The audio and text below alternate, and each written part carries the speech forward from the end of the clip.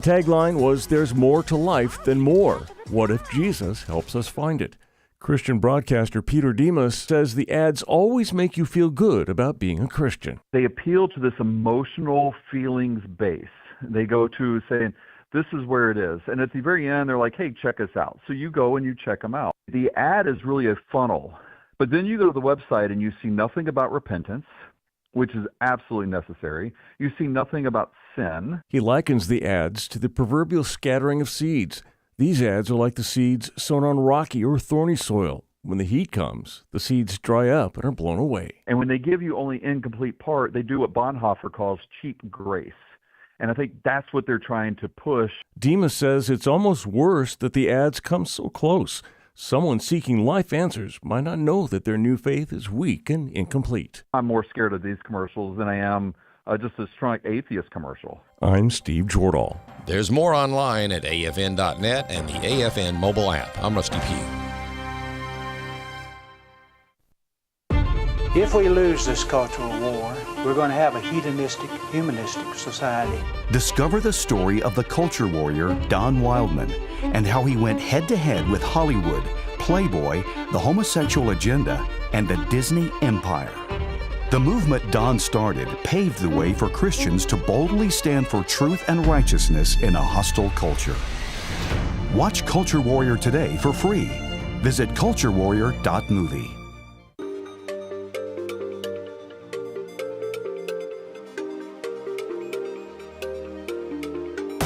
We inform. Religious freedom is about people of faith being able to live out their faith, live out their convictions, no matter where they are.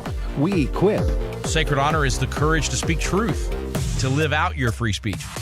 We also rejoice in our sufferings because we know that suffering produces perseverance, perseverance, character, and character, hope. This is At the Core on American Family Radio. Welcome to The Core here on American Family Radio. Walker Wildmon here with you on this brand new edition of the program. And I'm not really sure which live programs are not brand new editions. But, Bobby, it kind of sounds good, right? I mean... It sounds very official. Yeah, it's a brand new edition. It's a brand new edition. Yeah. But if we re-air it, it's not brand new. So maybe I shouldn't say that. Or maybe it's not branded. Oh, true. Yeah, maybe you take that out, right? Take that out. It would be like a boys band, new edition. Yeah, I just want people to know that they're getting fresh content, right, when I say brand new edition. So, and when we do re-airs, we tell you guys we're doing re-airs. That's right. In the disclaimer. So we are being honest. But we may be contradictory, but we're being honest. All right, let's turn our attention to the scripture. John chapter 14 is where we are this week. John chapter 14. Here, Jesus says that no one accesses the Father except through him. No one accesses the Father. John chapter 14, Jesus says here, no one accesses the Father except through me. And also talking about Jesus being the way, the truth, and the life. So this point here, it refutes and disproves all religions, which religion, folks, I want to be clear, religion, there are false religions, all right? There are false religions. The only one true faith, it's not really truly by definition a religion, but the one true faith is Christianity and the Bible and the God of the Bible. And so when I say other religions, false faiths teach salvation, many of them without Jesus as Messiah. Some of them teach that, like Islam, that Jesus is a prophet. But Christianity teaches that Jesus is the Son of God. Not just that, but he is the only way into salvation. And so that's what we can take away from John chapter 14. Looking at some of the stories I want to get to this segment, and then we're going to talk all things election integrity and the Save America Act over the next two segments, in the second and the third. But while we're here during this time, I want to talk about the economy and AI. Let's listen to this clip. This is going to be Kevin Hassett from the White House, National Economic Council head there, talking about how private payrolls are up and government payrolls are down. This is going to be clip 4. Let's listen. Labor force participation, the percentage of Americans that are looking for a job or have a job, it actually went to its highest level since 2001. So actually people are coming back off the sidelines into the labor market because they see the high wage growth, all the factory starts and so on. And so that's thing one. Thing two is that because we've been reducing government workers, federal government workers so much, about 360,000 this year, that the jobs numbers actually kind of understate how wonderful the economy is doing because the government worker employment has been a drag. And to put it in perspective, that we've got the lowest government worker number since 1966 and the lowest share of government workers in the labor force in all of history. And so we have done something really, really dramatic in downsizing government. And what that does is it helps us be fiscally responsible and get interest rates lower. Now, the bottom line is that I've been saying on your show really since we started over a year ago, Stu, that I think that we're going to have a big positive supply shock and that we could have high growth and low inflation. Right now, we've got high growth and low inflation, and I think there's plenty of room for the Fed to cut rates because this theory about why you would lift rates right now because of high growth is an old-fashioned Phillips curve story that doesn't really apply when you get a big positive supply shock from AI or the internet. Alan Greenspan understood that back in the 90s, and let's hope that some people at the Fed understand it now. So private payrolls are up. Most of the jobs added, by the way, at least for January, were in healthcare and education, which I personally don't like. No shade on healthcare and education workers, but we've been adding jobs in those categories for months, and I don't think that's indicative of a necessarily healthy economy. Healthcare's up. Healthcare's been dominating the labor market for a couple of years now because healthcare costs are up, and that's not good for your average American because we're seeing premiums go up double digits virtually across the board. So that's a little bit of a negative, but nonetheless, job ads here up 170,000. We'll talk more with Chris on Friday, but very strong jobs numbers, double the expectations, by the way. They were expecting roughly 70,000 jobs added, and they got over 150,000 jobs added for January. Government jobs are down by the hundreds of thousands. We're at the lowest level of federal workers since 1966. Who would have guessed that? Lowest level of federal workers, comparatively speaking, since 1966. This is historic levels of shrinking the federal government and the amount of the bureaucrats in Washington, D.C. and around the country. And so that is good news. I want to play this clip while we have time talking about jobs. Elon Musk was on with Rogan recently, Joe Rogan, talking about AI taking digital jobs faster than physical. This is something that some people did predict, but this is coming a little bit quicker than some might have imagined. Let's listen to Elon Musk. This is clip. AI is really still digital. Ultimately, AI can improve the productivity of humans who build things with their hands or do things with their hands. Literally welding, electrical work, plumbing, anything that's physically moving atoms, like cooking food or farming or like anything that's physical. Those jobs will exist for a much longer time.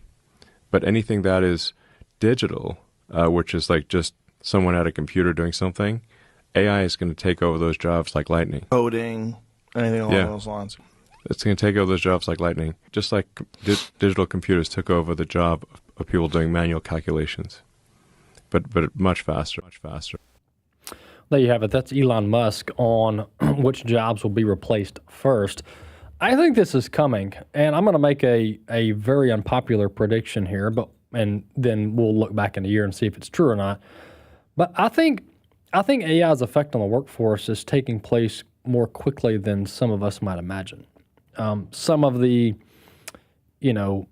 people say, oh, we won't see the effects of AI on the workforce for 5 years or 2 years. Some say, oh, it'll be 10 years before we see a real effect on the labor market and the workforce because of AI taking jobs, which it in fact will do.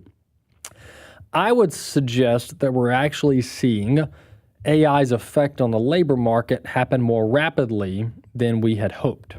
I think most of us hoped that this would be kind of a slow introduction into the economy and into the workforce, thus not shocking the system, if you will, from a replacing humans standpoint, which I think replacing humans from a AI computer standpoint, I just think it's wrong. Now, some would disagree with me, but I just have a really bad feeling about us building robots and computers to take our jobs. I mean, how how much do you have to hate yourself or hate your profession to build your replacement in the form of a robot? This is just very unnatural for the human to build something to take its place. And I know people, hard work gets a bad rap. Some people don't like to work with their hands. They're not taught to work hard. And so they have this unbiblical view of work, which really feeds a lot of this. The unbiblical view of work is where we moan and we groan and we don't want to work, and I have to go to school and I have to take a test, and woe is me, and I've got to actually break a sweat. That type of mentality is unbiblical. The moaning and the groaning and the complaining about work is unbiblical at its core. Right? It's a more of a humanist mindset and a I am God mindset that, well, I shouldn't have to work. Well, God created us to work. And if you don't like that, then you've got a fundamental problem with Scripture and God's created order going back to Genesis. God created us to be working beings. And this is before the fall, might we add. All right? So work is not necessarily a curse of the fall. God created us to be laborers in his vineyard. So work is a good thing. Work is a biblical thing. So I think, in essence, building non-human things to take our jobs is not a good thing. Not a good thing. Now, I'm not going to go as far to say it's sin or it's unbiblical or anybody who participates in this is, disobeying God. But at some point, don't we have a line here to draw? Is what I'm getting at. At some point, don't we have a line to draw? And in the past, technology, yes, you could say in the past, technology, and not just technology, but even mechanics and robotics, which I guess is a form of technology, has taken jobs in the past. So in some ways, this isn't a new issue. I guess the rate at which this is happening and the scale at which this is going to happen is what makes this different and what makes me very, very concerned about the labor market and the workforce in the future. So this is actually an interesting debate. I wish more Christians were having it, and I'm not smart enough to really have a deep debate on this, but we probably need some Bible teachers and theologians to get together and do a podcast or something and really debate the morality or the lack thereof of artificial intelligence. It would be an interesting debate to have, and it would be interesting to see where people land on this. But back to the point of the Elon Musk clip. The reason I believe that AI, while it's still kind of in its infancy, if you will, is having an effect on the labor market already is because I think employers are not going to onboard employees in which they think they can get an AI chatbot or computer to do that job. Maybe it's not ready today, but in 6 months or 12 months, it's going to be ready to go and can do the same task that the human does. So companies are hesitant to hire humans and replace positions of maybe retirees when they think in the next 6 to 12 months or 24 months, they can have an AI robot or chatbot that does this in place of the human. So that would be an example of AI advancements having an effect on the workforce at a much quicker pace because of the hiring practices that this is affecting when it comes to these companies, especially software companies.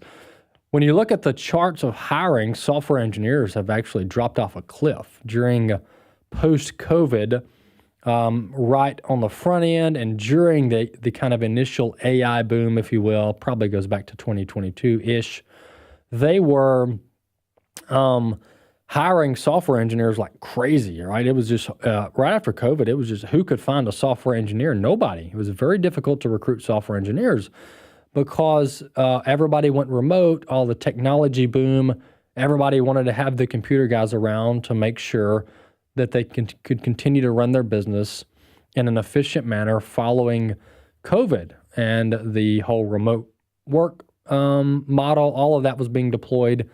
And so everybody needed software engineers to get all their systems out and going. And then here we are now where AI, in some instances, is building software that the software engineers used to build. So the software, get this, software engineers built AI, and software engineers are going to be the first to go in the AI takeover of the workforce. Can you imagine being one of the software engineers that built this animal? I mean, this is just crazy and humbling if you're one of the software engineers that built AI and now you're being replaced by the non-human that you built. Crazy world we live in. Hey, we're going to have Jason Snead with us to talk about election integrity in just a few minutes. Stay tuned.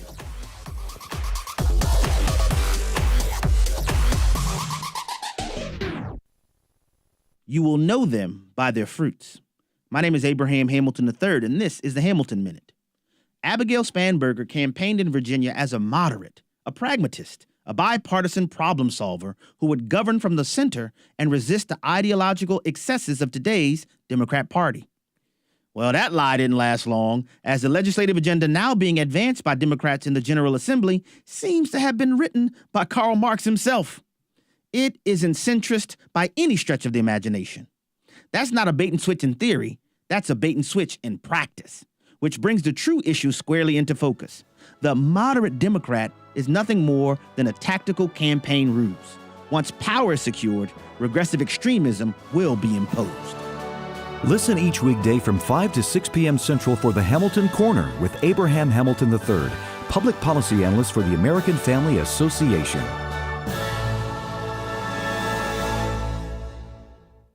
Here's Rob West of Faith and Finance, heard here daily on American Family Radio. I'd like to take a moment to ask you to consider investing in the ministry that you know as American Family Association. For over 40 years, American Family Association has been on the front lines in the battle for the future of our great nation. They continue to stand for the biblical principles America was founded upon. One way you can support AFA's efforts is through your estate planning. Why not explore the benefits of including AFA in your estate planning?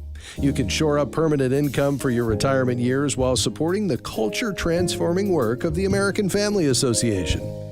Contact Riley Wildmon and the team at the AFA Foundation today. Call 800-326-4543, extension 345. That's 800-326-4543, extension 345. Or visit afafoundation.net. Many of you remember 1976 when we had the bicentennial. I know I do. Here in our country, our beloved America, as we celebrated 200 years. Well, now we're celebrating 250 years. We're going to go to some great places on our tours this year. In June and September, we're going to Washington, D.C. We're going to Williamsburg. It's going to be a wall-to-wall trip of American history and learning about our Christian heritage. We're also going to Boston this year. So for those of you who remember 1976, I know there are some of you who remember the year 1776. We want you to come along with us on this particular tour because you're going to be a special guest of ours. So if you want information on our tours, go to wildmongroup.com, WILDMON group.com, WILDMON group.com, and we hope to see you on one of our 2026 Spiritual Heritage Tours. At the Core podcasts are available at AFR.net. Now, back to At the Core on American Family Radio. Welcome back to the program here on American Family Radio. Well, earlier this week on Monday, we talked with our good friends over at the Conservative Partnership Institute about election integrity, the Save America Act, and why the U.S. Senate needs to pass that. It's currently being resent through the House of Representatives and then back to the U.S. Senate, hopefully for passage. We got to get a lot of pressure on the U.S. Senate and the Republicans to get that thing through the finish line. But nonetheless, that's the latest on it, so we're going to keep tracking it. And we wanted to have on our good friend Jason Snead, a previous guest of the program. Jason Snead is Executive Director over at the Honest Elections Project, and he's here to talk about all things election integrity, securing our elections, starting at the local, state, and, of course, making it to the federal level. Jason, welcome back to the program. Thank you for having me back on. Well, Jason, if we could take this from the ground up so our listeners have kind of a complete picture as to what we're dealing with. The elections, obviously, there's local, there's state, and there's federal elections, and then local could either be municipality or county. And there's a lot that goes into the different layers, and you've got different governing authorities over different parts of the election. But there's a lot of control and authority that local and state officials have over elections, even before you get up to the federal level.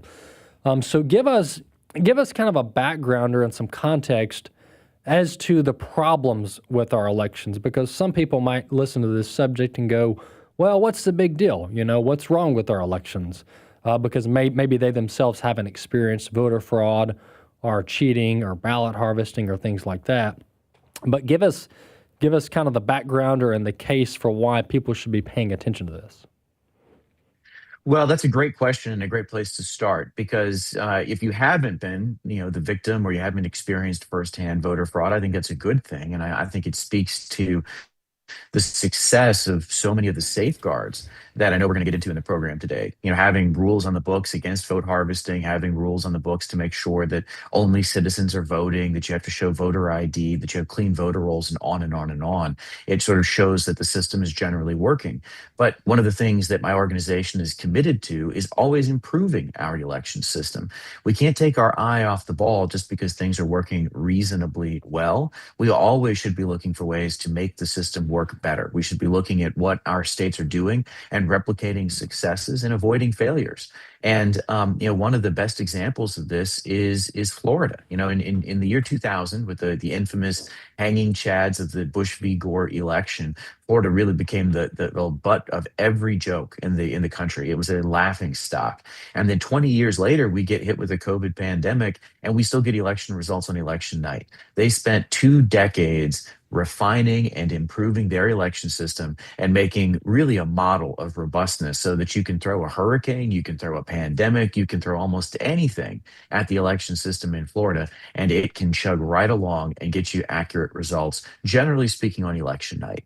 And this matters because no matter what it is that we care about, no matter what it is that motivates us as conservatives, as voters, as Americans, as human beings, we make decisions in elections. Elections decide who is going to be president, who is going to be governor, who our lawmakers are going to be. They decide ballot measures and referenda, on and on and on.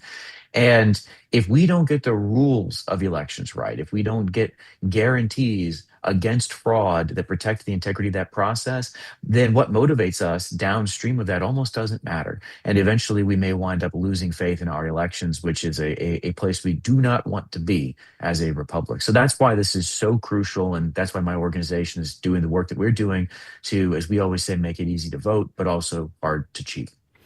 One of the compelling reasons that the state has the ability to clean up a lot of the problems here is one thing you highlight in one of your most recent reports was voter roll maintenance.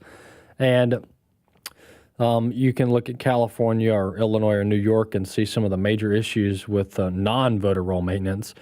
But states are the ones that are going to have death certificates, obviously. They're going to have the most up-to-date information on individuals and citizens and voters in order to properly purge voter rolls. So the federal government doesn't have access to all of that information in order to, obviously the federal government can't purge state voter rolls, that's state authority, but nonetheless, states are positioned exclusively to properly maintain voter rolls. So what's, obviously there's incompetency in some instances, but what's the issue with cleaning up voter rolls, and do some states regulate this through law as opposed to leaving it up to some state official to figure out? Well, this is one of the most important foundational things to clean elections is having accurate voter rolls.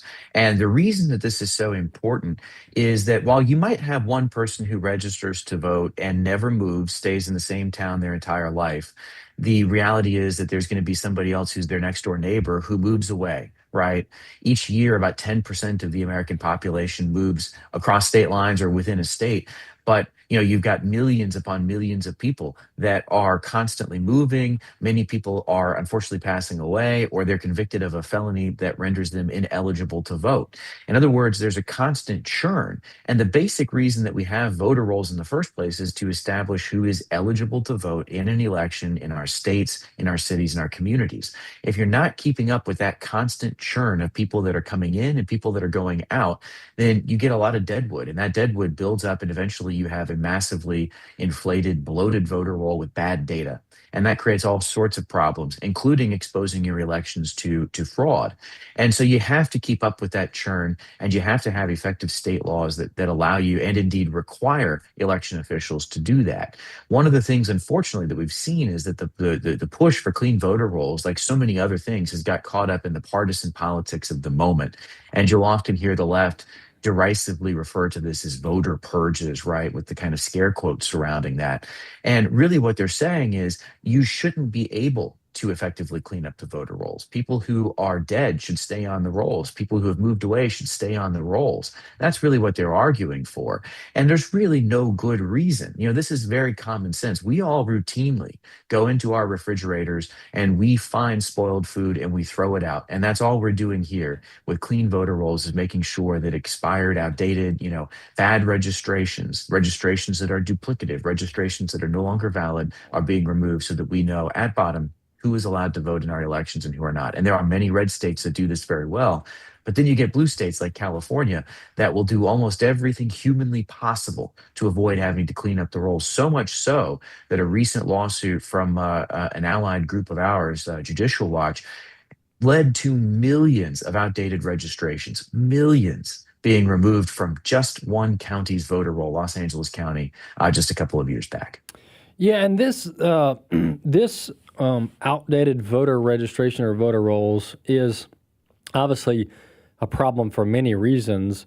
One of the primary ways that an outdated voter roll can be used, and you can if you've got something else, you guys study this more than I do, but I'm just thinking off the top of my head here, is for when we were dealing with the ballot harvesting in 2020, one of the ways that folks can one person can vote 10 times is by easily identifying, hey, these 10 people, number one, they don't even live in the state anymore, or maybe they passed away, they're dead, but I'm going to use their name and their address because I know that they're not around anymore, and I'm going to vote 10 times for the same person or the same people. This is the kind of stuff that's happening, and so when you leave people on the voter roll that are either no longer alive, don't live in the state, maybe they're felons, you're opening the door for these mass ballot harvesting schemes where you've got paid individuals going around addresses, filling out different forms, getting stuff shipped around, and they're filling out 10 or 12, 30 ballots. That's just exhibit A of some of the things we saw in 2020. Well, that's right. And that's one of the big problems. And a lot of times people will ask me why this is such a big deal. After all, it's just a voter roll. But then when you add in other policy choices, particularly in blue states or even some of the laws in battleground states, right? Nevada, for instance, when you start sending mail ballots to every single person on that voter roll, well, now suddenly an outdated, inaccurate roll that has hundreds of thousands or millions of additional registrations that actually actually are not people that are in the state or even people that are alive becomes a massive problem. And it creates opportunities for exactly the sort of fraud that you were just talking about, especially if you're pretty confident, if you're an election fraudster and you're committing this in a blue state, that nobody's ever going to come back and take a look. Nobody's ever going to come back and take a close look at what's going on, because to do so would be to admit, against the interest of liberal politicians, unfortunately, that voter fraud is a problem, that it does occur, and that maybe some of the laws like voter ID, like clean voter rolls, like bans on vote harvesting, and a basic requirement that, hey, if you're going to vote by mail, you should at least have to actually request that ballot, that these are all good ideas. And this is where you can immediately start to see the snowball effect that begins with something very simple, which is a state choosing to allow its voter rolls to become bloated and inaccurate. You know, once again, we're talking to Jason Snead with the Honest Elections Project. Jason, there are so many things that we do in our day-to-day life that has robust security measures associated with it. For example, online banking. There's a litany of security measures that banks use to ensure that if Jason's logging into his bank account, it's in fact Jason, right? If you know, and we can take that over to social media platforms, some of our business accounts. Companies have all kinds of robust security measures to make sure, hey, it's only my employees logging into the company system. You can look at 100 examples at robust security measures that are not necessarily costly, don't take a lot of time, but they ensure that only people who are supposed to be in systems are using those systems and make sure it's the right person. But Jason, you look at our elections, and we're so operating in like the 1970s. Some would say we're operating in the 40s, but we're so laxed with it. And it's just shocking to me, maybe not so shocking, maybe I'm naive, but it's just frustrating to me that we don't treat our elections in the same type of serious, secure, robust manner in which we treat things like online banking. I mean, it just seems like a no-brainer, and the technology is out there. Well, that's 100% right. And the technology has only gotten better in the last 20, 30 years. And yet we continue to see problems crop up that weren't even there before. I mean, I don't know how many of your listeners remember the TV show The West Wing, but that's a show from the late 90s. And there's an episode where the president's running for re-election, and there's a little, kind of chyron on the bottom of the re-election episode, one election day. And over the course of the episode, you see basically everybody showing up and voting on one day. And that was in the late 90s with a fairly liberal television show. It wasn't that long ago that we didn't have mass mail voting and that we got results reliably on election night. And now here we are in a world where we see more and more mail voting. We see states trying to let those ballots come in for days or even weeks after election day. Illinois will accept mail ballots up to 2 weeks after the election is over, which means that you can basically go to bed confident that one side is won and then wake up and, 3 days later, suddenly the other side is winning as more and more ballots just keep trickling in. And we get those delays that crop in. And that really reflects choices that we're making. And they're not choices, incidentally, that most voters want. I mean, if you look at the polling, it's very clear. Voters want common sense safeguards by overwhelming margins. Americans are demanding this, and they're frustrated that they're looking at really poor choices being made and really foisted on them under the guise of protecting their right to vote. But what they're actually doing in so many cases is leveling down on basic safeguards that, to your point, we expect in every other aspect of life.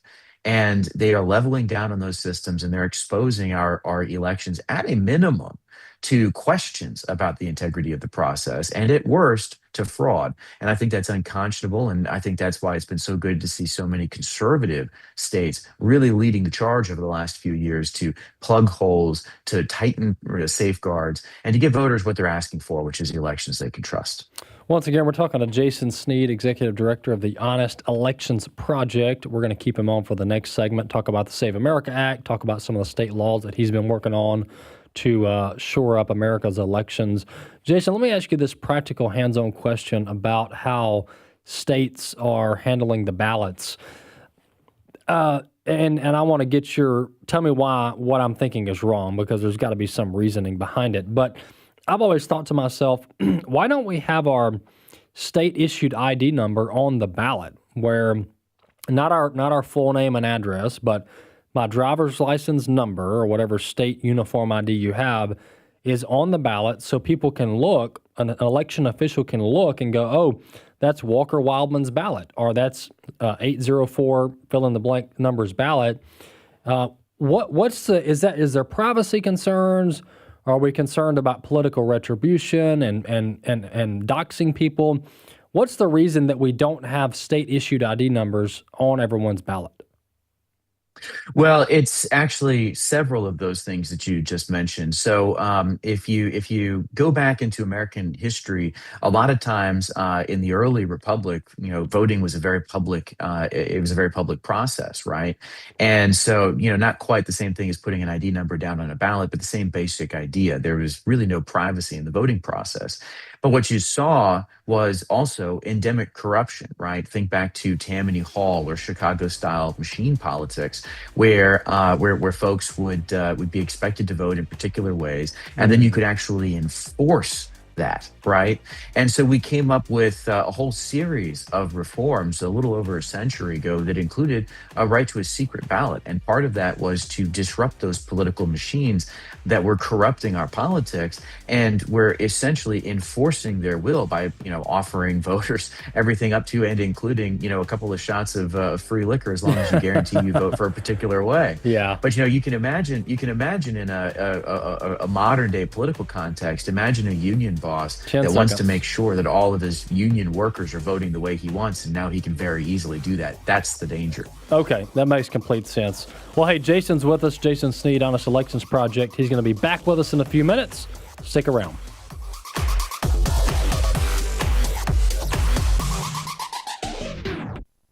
AFA Stream is a resource for life-changing instruction and information, a source of wholesome entertainment and relaxation, plus access to some of your favorite AFA shows. You can watch a lot of content for free, or you can become a Great Commission partner. Then you'll not only open the door to everything AFA Stream has to offer, you'll get benefits like a subscription to The Stand and some really nice exclusives. Why not get started today? It's easy. Visit stream.afa.net.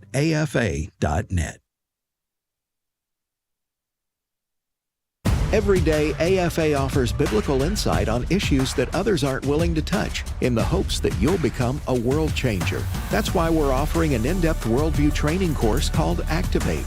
13 different professors teaching 18 sessions, all available online, including a printed workbook to help you apply what you've learned, and 1-year access to AFA streaming content to give you even more resources. Find out more about Activate and sign up today at activate.afa.net. It all came down to the ultrasound, and I saw this little lima bean looking thing with a halo, which I thought was incredible. A baby wasn't really in the plan for this young mom. Even after seeing a halo on her baby on ultrasound at a preborn network clinic, she was still leaning toward abortion. And I got to hear the heartbeat, and I got chills. In that moment, I just felt God's arms come around me and hug me and tell me that it was going to be okay. But after meeting her baby on ultrasound, she chose life. My choice to become a mom and hear those little footsteps running down the hallway every morning is all because I had an ultrasound. It saved my life and hers. To find out more about Preborn's life-saving work, visit preborn.com/AFR. That's preborn.com/AFR. Your love can save a life. How do you find the tools you need to help you strengthen your Christian worldview or deepen your relationship with God? Of course, you can scour the internet for them, but even when you find something, you'll probably have to do more research to know if their theology is trustworthy. There's an easier way that eliminates the hassle and saves you time. Head to the AFA Resource Center. You'll find a great selection of learning and information tools produced by AFA, so you know it's biblically sound. That alone saves lots of time, but that's just part of what's available. You'll also find apparel to let others know about AFA or to help open the door for you to share your faith. We've even got American Family Coffee to give you a boost for those study sessions or to sit and enjoy a cup of Java with someone as you share the gospel. There's so much more than that, and I don't want to bore you by trying to list everything. So stop by today or whenever you can and take a look at all that's available at resources.afa.net. resources.afa.net. This is At the Core on American Family Radio with your host, Walker Wildmon. Welcome back to The Core here on American Family Radio. And just out this morning, American Family Association, we put out a strong statement in support of the Save America Act. This is a piece of legislation that we're talking with Jason Snead about from the Honest Elections Project, or we're going to begin talking to him about. We've been talking state and local elections mostly, but we put out a statement of support, and we've been activating our audience to email and call their congressman and their senator in support of the Save America Act. Broad bipartisan support for this legislation. Over 70% of Democrats, nearly 90% of Republicans are in support of this. 85% of the general public is in support of it, both Democrats and Republicans. It's just a no-brainer and has broad bipartisan support when it comes to what the voters think about it. Jason Snead is with us. Jason, let's get into the law, state laws, and then what's going on in Washington, D.C. Tell us about some of the work you guys have been doing at the state level to shore up some of the election procedures and laws at the state level. Well, one of our biggest priorities over the last couple of years has been getting foreign money out of our politics. There is a long-standing federal ban on foreign nationals contributing to candidates, but federal law doesn't consider things like ballot measures to be elections. And so there's actually been a loophole in our laws that's allowed groups on the left, if you can believe it, to launder hundreds of millions of dollars in foreign money into campaigns to rewrite state constitutions and state laws. And this foreign funding loophole, as we call it, is so absurd that a foreign billionaire can pump unlimited millions into ballot measures that change the rules of elections in our state, elections that they are forbidden from influencing because of that federal law. That's how absurd this foreign funding loophole is, and we've been working to close it. We worked closely with Ohio to get foreign money out of their ballot measure process, and not a moment too soon, because in the middle of that fight in 2024, you had this one group on the left, the 1630 Fund, pumping millions into a redistricting measure to try to take control of Ohio's redistricting process. And these are millions in foreign tied funds because this one group has taken almost $300 million from a foreign billionaire and then turned around and spent $130 million in 26 states on ballot measure campaigns. So that's the scale of the problem, and that's just the tip of the iceberg. And so after we got our successful ban in Ohio, we've been working in other states. We got 8 more states to pass it last year, and we're working with more than a dozen this year to try to make sure that we have these kinds of protections against foreign money in our politics. And then we're also looking at other critical issues. We've got the left on the back foot when it comes to ranked choice voting. This is something that they're spending millions to try to push on our state and local elections all across the country. They're even trying to bring it to presidential elections.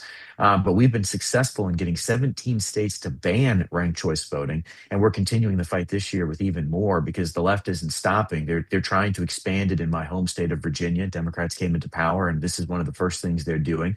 They're trying to expand it up in Maine. They're trying to bring it to Ohio.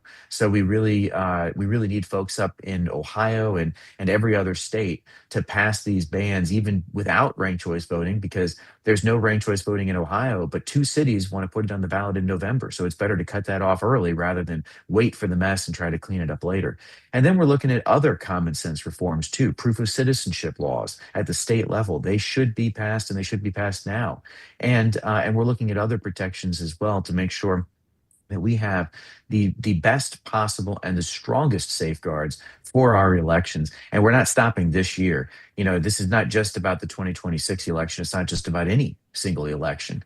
This is about the long-term fight to make sure that we have only American citizens voting in our elections and that our citizens can trust the results of those elections. Jason, when I heard recently that you did not need to prove citizenship in order to register to vote, I was quite shocked. And I don't know why that hasn't stood out to me before, but I just assumed, right? I just assumed when you go register you've got to show some kind of proof of citizenship, but obviously that's not the case, and it's not the case across the country. So tell us, and then this is going to end up leading to the Save America Act, but why is that? Isn't there some kind of court rulings or congressional action that has really clogged up the system and made it where states currently can't require proof of citizenship? What's going on here? Yeah, that's exactly right. So there is there's a real problem here, because ordinarily you would expect, exactly as you said, that before somebody is able to get on the voter rolls, that you'd have to prove at bottom that you're an American citizen. But you've got federal law that's been twisted in the courts at the behest of liberal special interests that are filing incessant lawsuits, and they've been successful, unfortunately, here with the Supreme Court ruling that says that federal law, which requires states to accept and use a federal voter registration form, cannot attach additional requirements to that form. And the form does not require you to provide what we call documentary proof of citizenship. That's something like a birth certificate or a passport or something else that actually proves citizenship. It just asks you to check a box. That's all you have to do, is check a box saying, I'm a citizen, and then sign on the line. And then you have to use that form and add that person to the voter rolls. Now, afterwards, you can go in and you can try to identify non-citizens on the rolls and take them off, but you still have to accept and use that form, which means that it's now impossible for states to actually require proof of citizenship from every single person who is registering to vote in our elections. And that's a huge problem. And I know we're going to talk about the SAVE Act here in a little bit, but that's at bottom what the SAVE Act is designed to fix, is to make sure that federal law is no longer a straitjacket constraining states. It will act instead as a way of making sure that states have to actually verify citizenship before they allow somebody to vote in our elections. So the SAVE Act has passed. By the way, folks, the SAVE Act has been introduced in at least 2 Congresses and has passed the U.S. House of Representatives on multiple occasions. I believe upcoming, if it passes this evening, which Jason's tracking, I believe that'll be the 3rd time it has passed in recent years. But nonetheless, this is the bill that will address a lot of our concerns here.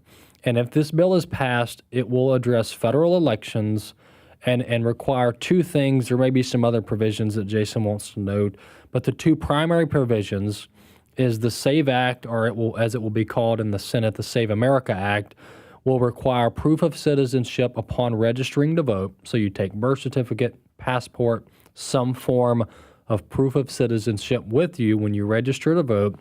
Secondly, it requires photo ID when you show up to vote. All right, so that's 2 different ways in which we'll address this should this SAVE Act or this Save America Act become law and President Trump sign it.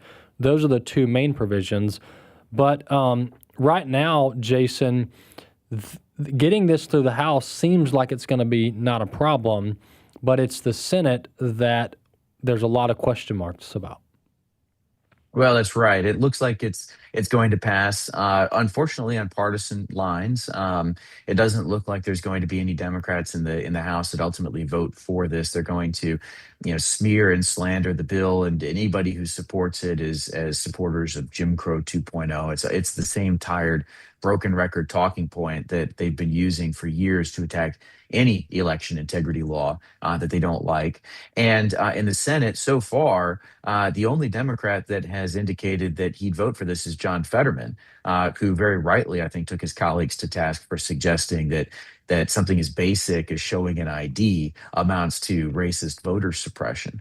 But it's unlikely to get through the Senate because you don't have any other Democrats that are publicly on board. And that, to my mind, is really, that's the thing that nobody in the media has talked about. That's the thing that so few people have actually engaged on, is you've got more than a dozen Democrats up for re-election or retiring, which means you've got people running for those seats. You only need 7 of them to break ranks and say, look, enough is enough. I'm tired of the wild progressive politics that are dominating my party. Only American citizens should be voting in our elections, full stop. And you can't get there. And that's really the question that I think should be dominating the discussion, because obviously conservatives want this, Republicans want this. And if you look at the polling data, almost all Democrats who aren't elected to office want this. And yet you can't find any, except for John Fetterman, to his credit, that are willing to break ranks with the party and say enough is enough. Only American citizens should be voting in our elections.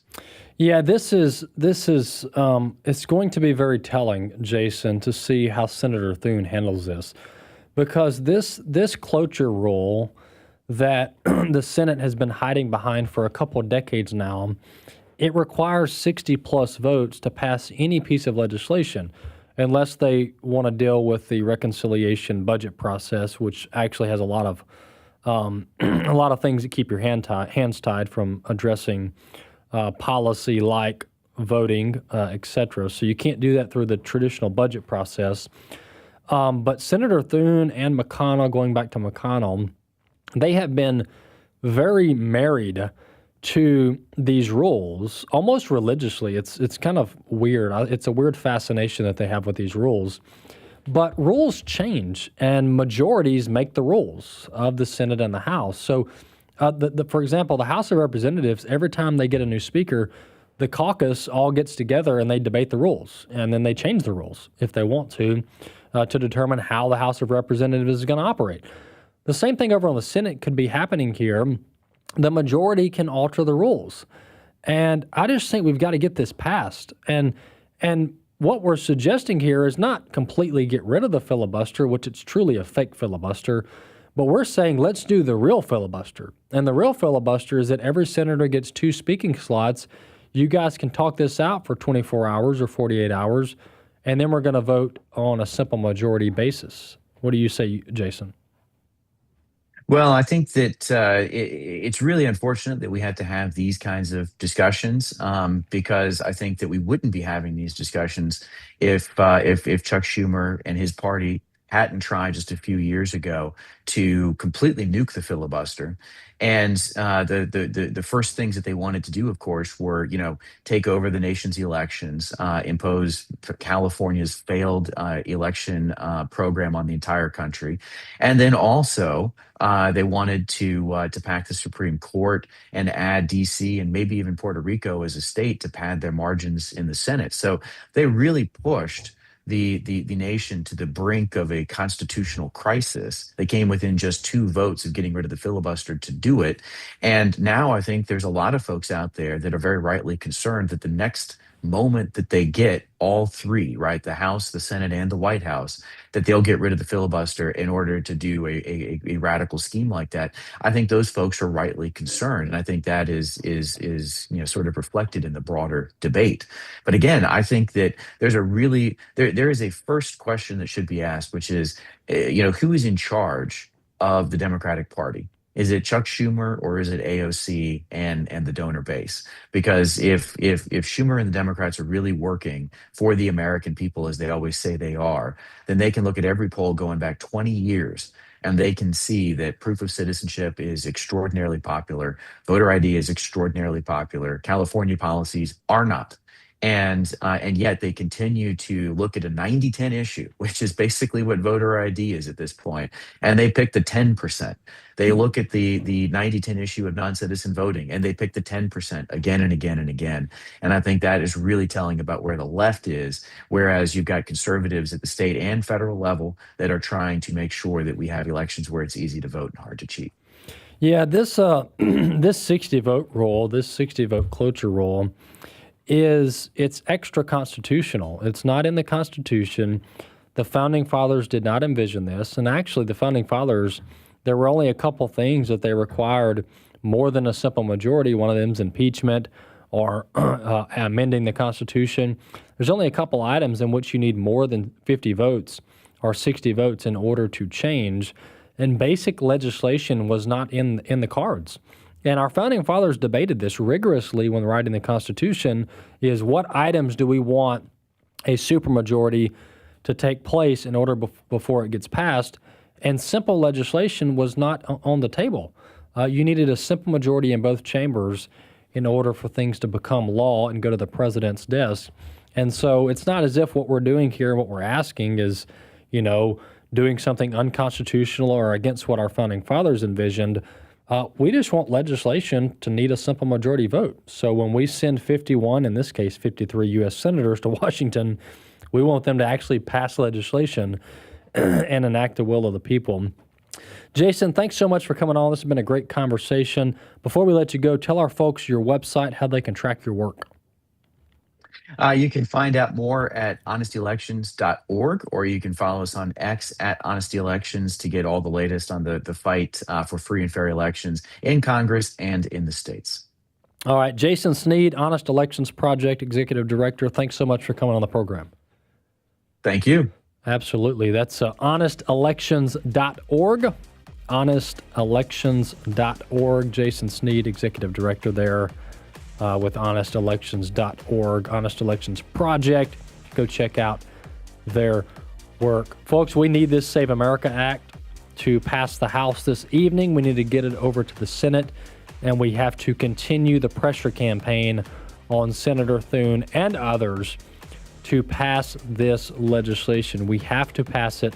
It is a must-pass bill, so we can secure America's elections heading into the midterms, heading into the 2028 presidential cycle, and every election in the future. It's broadly bipartisan, and we must pass it in the coming weeks.